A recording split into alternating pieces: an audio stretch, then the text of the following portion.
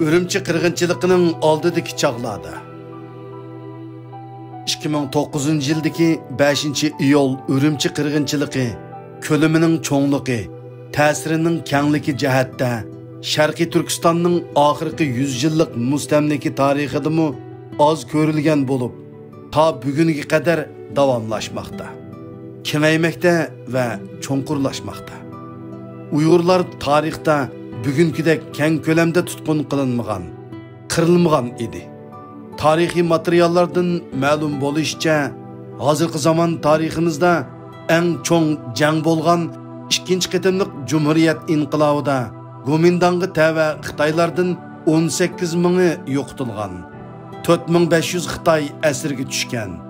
Milliy armiya jangchilaridan 3000 ga yaqin odam qurbon bo'lgan ekan.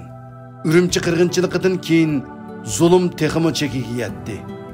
Xitoy zeminining bulung pushqoqlarigacha Uyg'urlarga dushmanlik hissiyoti qo'zg'atildi. Umumyuzlik irqiy qirg'inchilik boshlandi. 2009 yili 7-oyning 5-kunidagi qarshilik Guangdong Shaogan fojiasining sababidan maydonga kelgandek qilsimi, shu yillarda Uyg'urlar allaqachon saranga yaxshilar tutishadigan holatga kelib bo'lgan edi. Qarshilikqa qatnashgan yoshlarning g'azabi shunchalik kuchli ediki, Uyg'urlarning 70 yillik g'azab nafratini ko'rib olg'ali bo'ladi. Tarixning burilish nuqtasi bo'lgan bu voqea cho'nqur orqa ko'rinishga ega edi.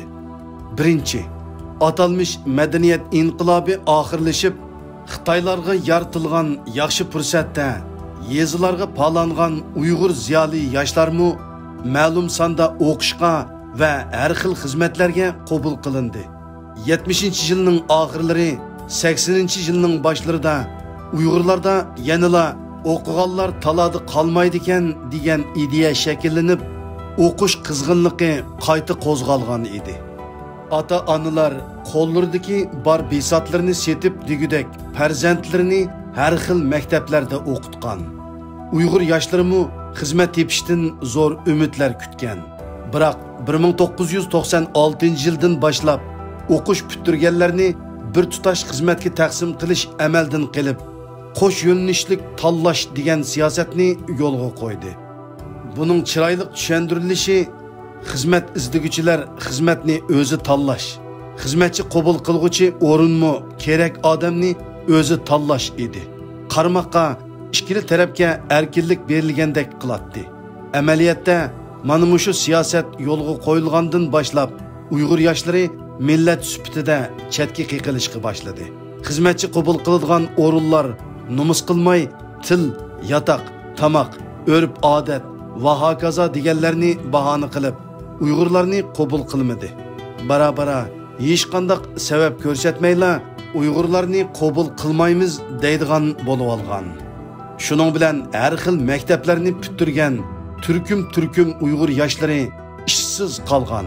Bu holat bekrak ig'irlashganda hukumat yana yerlik millatlar orasiga so'g'uqchilik silishni maqsad qilgan razil o'yinni yo'lga qo'yib, Uyg'urdan boshqa millatlarni yeniga tortgandek ko'rsatib, ular bilan Uyg'urlar orasida o'xshamagan siyosat yurgizishni yo'lga qo'ydi.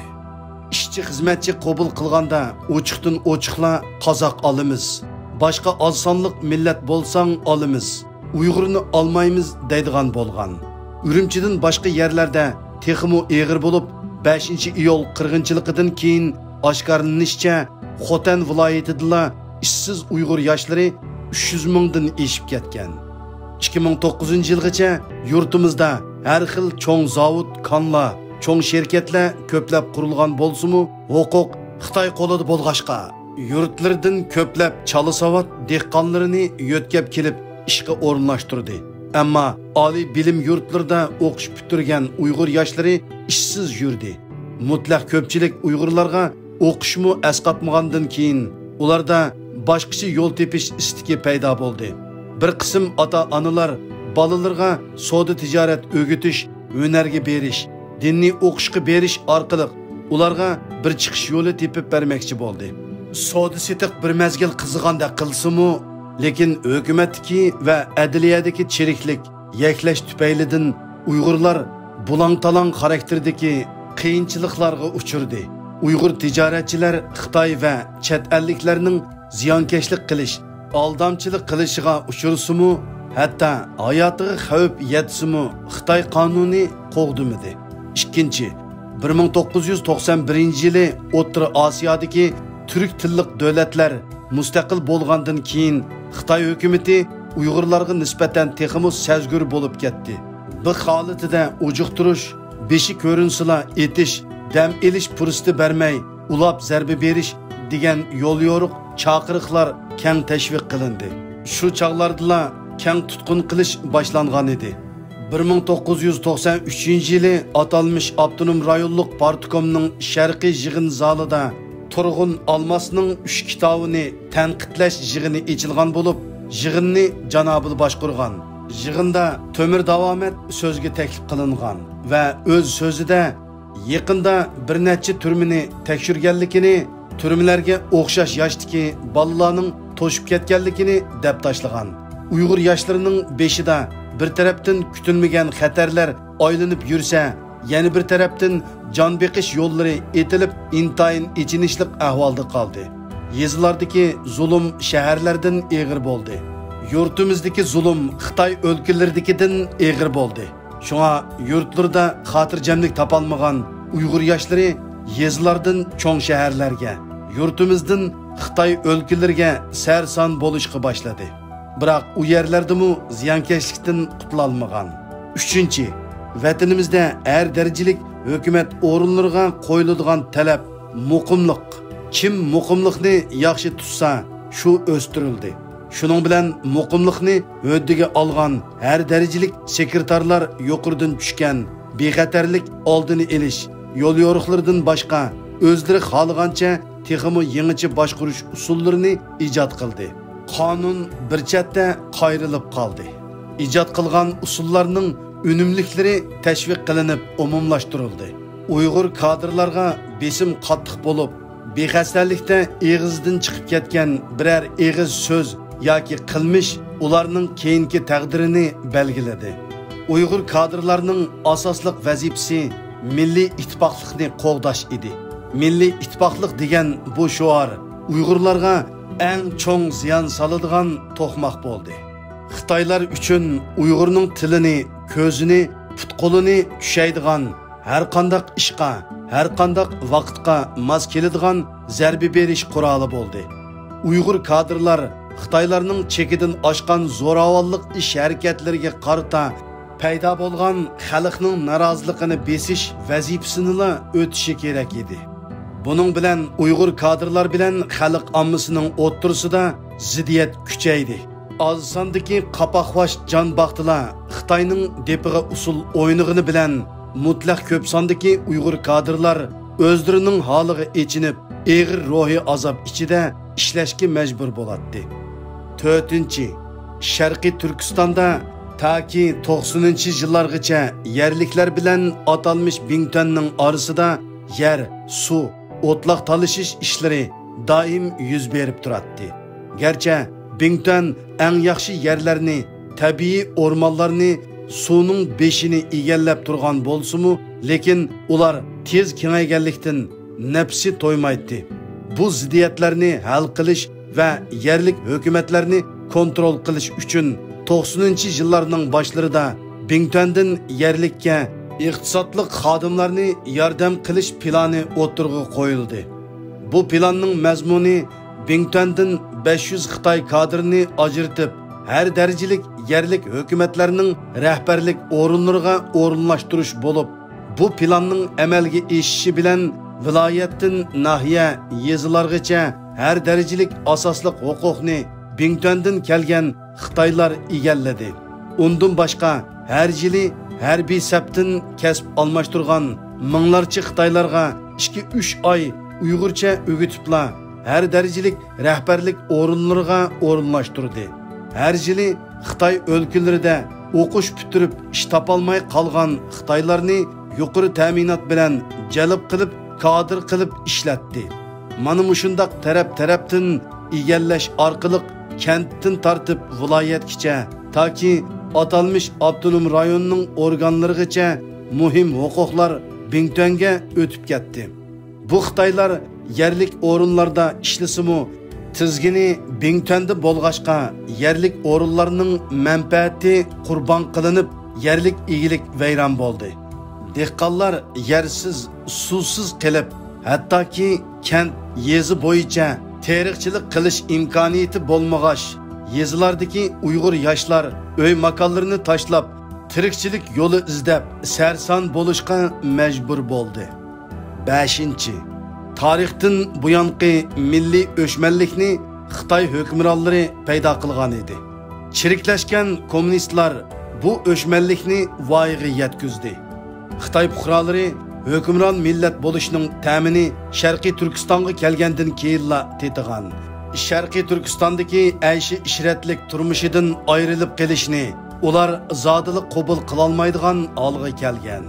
Xitoy o'lkalarida jinini boqolmay qolgan tilamchilar, jinoyatchilar vatanimizga kelib boy bo'ldi. Amaldor bo'ldi, zo'ravonga aylandi. Amaldor bo'lganlari yurtdoshlarini elib kelib qonunsiz tapovatga yo'l ochib berib naf oldi. Yillardan buyanqi zo'ravonliklarga qilingan qarshiliklarni bana qilib, ko'chalardagi baqqol, muzdoz, eski tuski yig'ilgan lalmi Xitoylarni yig'ib, saqchi, amonlik saqlash atretlari degandeklarni tashkillab, yuqori ta'minot bilan yezi kent bozorlarining amonligini saqlash ishlarini shularga topshirdi. Tünügülla koçularda dügdərəb yürgen lalmı Xitaylar bugün Uygurlarını başqurduğan zoravan boldu. Əksicə, öz yurtumuzun nahiye yezilərdən Ürümçiге kelib tirikçilik qılıbatqan Uygurlarının günü intayin qiyin idi. Ali mektepni pütürgen Ürümçi nopus Uygur yaşları koçu süpürüp yürgen yerde nahiye yezilərdən kelgen Uygurlarının iş tepişi teximi təs idi. 6. Adliyadagi tengsizlik gündün kuniga ig'irlashdi. Yillardan buyon Xitoylar Uyg'urlardan zarba yeb qolsa, saqchilar butun kuchini markazlashtirib, izlab tepib, qattiq jazolaydigan. Uyg'urlar Xitoylarning ziyonkashligiga uchursa, egi bo'lmay, besiq turib yetadigan yoki gunohni Uyg'urga ortib qo'ydigan. Hatto Xitoy lükçeklar Uyg'urni urib o'ltirib qo'ysimi, so'ralmaydigan. Uyg'urlar da'vo qilsa, ularni jazolaydigan darajaga berib yetdi. Adil bo'lmagan siyosat Uyg'urlarni o'zining qonuniy haqqini, iqtisodiy manfaatini, hatto hayotini qo'g'day olmaydigan holga keltirib qo'ydi. Ota-onalar farzandlarining bexatarligidan ansirabli yuradigan, yoshlar jamiyatdan umidsizlanib, ig'ir besim ostida halsıravatkan halet şekillenip bolgan idi. Xitoylar bolsa, o'ziga ega bo'ladigan hukumat, armiya, saqchi va qonun o'rinlarining panohligida yuriki yo'g'inab, to'plashib Uyg'urlarni uradigan ishlar ko'payib ketdi. Hatto shu darajaga berib yetdiki, kechlari Uyg'urlarning jasadlari ko'chalarda qoladigan, ko'p kunduzda yo'lda ketayotgan yosh Uyg'ur qiz-cho'qonlarni mashina bilan kelibla bulab keçip, növbetleshib, bosqinchilik qiladigan voqealarmi bir necha qitim sodir bo'ldi. 90-yilning o'ttirlarida bo'zaq qilinishga taqati qolmagan bir necha yosh kechida chiqib 4 Xitoyni bo'g'izlab o'tgan edi. Hukumat qattiq sarosimiga tushib, harbiy holat yurgizib, bu yoshlarni tezlikda qo'lga tushirib, ustiga darru o'lim jazosi ijro qilgan. Xizmat ko'rsatgan biriga muddatsiz qamoq jazosi bergan. Umu birer yilga barmayla turmida o'lgan. Ürümçi qirg'inchiligining harpisida Xitoylar Uyg'urlarni shunchalik ko'zga ilmos bo'lib ketgan ediki, saqchilar hech bir qonuniy rasmiyatsizla etib bo'lgan. 2008-yili Xitoyda Beijing Olimpik tanarkat musobaqasi Uyg'urlarga yana ofat elib kelgan. Butun Xitoyda Olimpik amallık xizmeti qanot yaygan. Bu hareketde en köp qon tökülgen yer yanıla Sharqiy Turkiston bo'lgan. Shu yili Ürümchida yeniden qurilgan Chingong Gulliki degan o'ltiraq qo'raning ichida saqchilar bir uyning ichida 2 Uyg'ur yoshni etib o'ltirib, qolgan 4'ini talog'i so'rab elib chiqib, qoradila uyning temiga qartib yukundirib qo'yib xotin ballari va jamoatning oldidila etib etgan. Bir necha kundan keyin Qiziltog' oiliklar qorasidimi bundaq ish takrorlanib 3 Uyg'ur yosh etib o'ldirilgan. Mushundaq qabih usullar orqali Xitoy olimpik vaqtida Uyg'urlarni vaqa chiqarmaslikqa ogohlantirmoqchi bo'lgan. Olimpikka bir necha kun qolganda Qashqardagi aka-uka ikkaylarning Xitoyning Qashqar garnizonidagi askarlarga mashina bilan hujum qilish voqeasi maydonga chiqdi.